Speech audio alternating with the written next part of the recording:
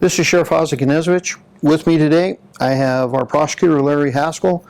We've been doing a series of videos concerning law and justice in this community, some of the challenges that we see, some of the things that we're working on. At our last Law and Justice Council meeting, Larry, we talked about assisted release, we talked about risk tools, and my PIO will tell you this.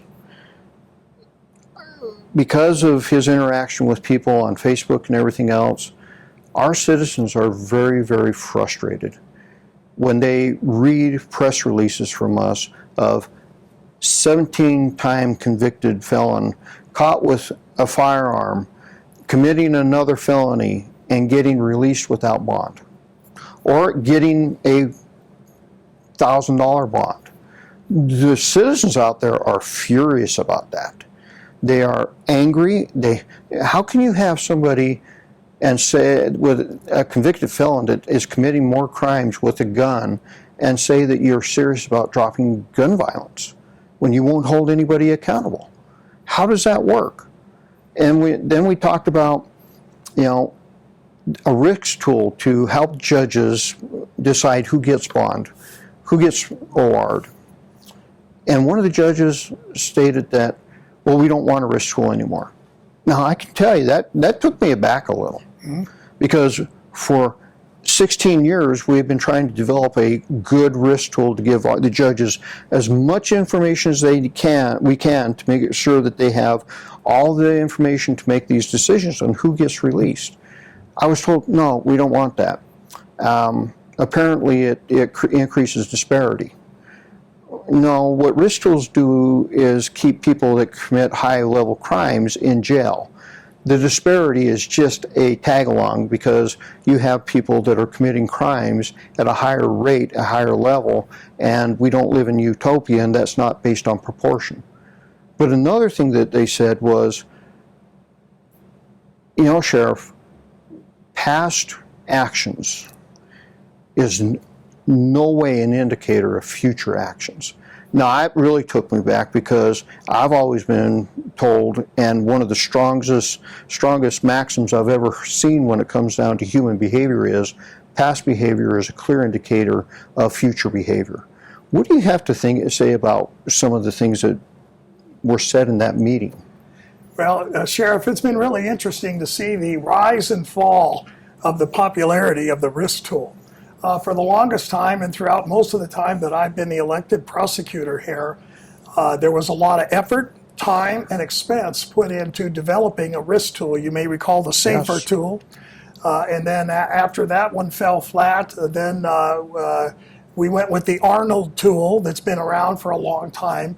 And what a risk tool essentially is designed to do is to be a source of information for a judicial officer to assist them in making a more accurate assessment of the need for bond in a given circumstance, and also the amount of that bond.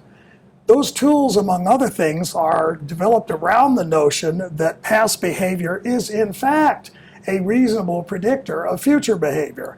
And in fact, if you look at the terms of the court rule, CRR 3.2, you'll see that past behavior is very much a factor that the judge is supposed to consider in assessing the risk of future behavior in terms of being, or upon release, committing a violent crime, which the court rule goes on to explain doesn't have to be a statutorily classified violent crime, but in the opinion of the judge.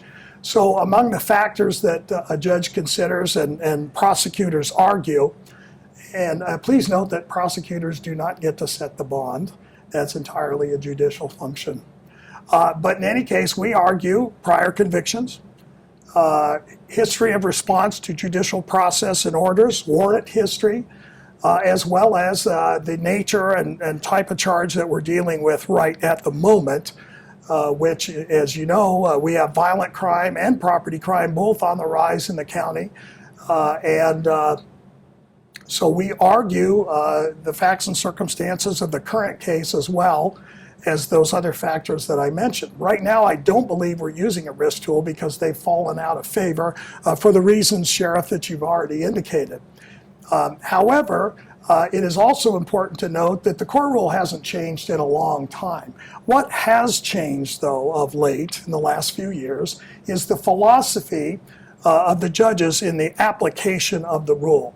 What I've asked my deputies to do is to proceed to court prepared and argue those factors that we talked about that the court rule allows, and to argue for a reasonable bond that is consistent with those past behavioral indicators, the current charge, and any future risk that would indicate is a likely possibility. But ultimately, the court, the judge, will make the decision on whether to set a bond, and if so, what that bond will look like.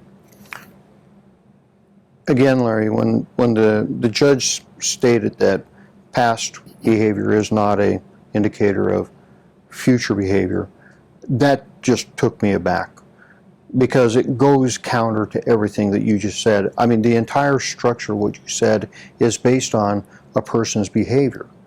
And risk tools, one of the things that was mentioned when we talked about the risk tool, because, you know, okay, we need to get this done. Well, apparently we don't need to get it done, is that, well, you know, Sheriff, it actually increased the number of people in jail. Well, yes, because it was keeping the right people in jail. We're not releasing the 50-time convicted felon that's being captured with a gun in their possession or using the gun to further another crime. We're not releasing them without a bond, or we're not releasing them with a minor bond. We need to get some balance back. I don't say keep everybody in jail. Those who can qualify for release, fine. Let's get that done. But those who are committing crimes and are career criminals and chronic offenders and are creating more victims in our community, because every time they release, they create a new victim, something the judge seems to have forgotten or is not even paying attention to. We need to bring balance back to this. And folks, I'm telling you, this year you need to take a harsh look at what your bench is doing.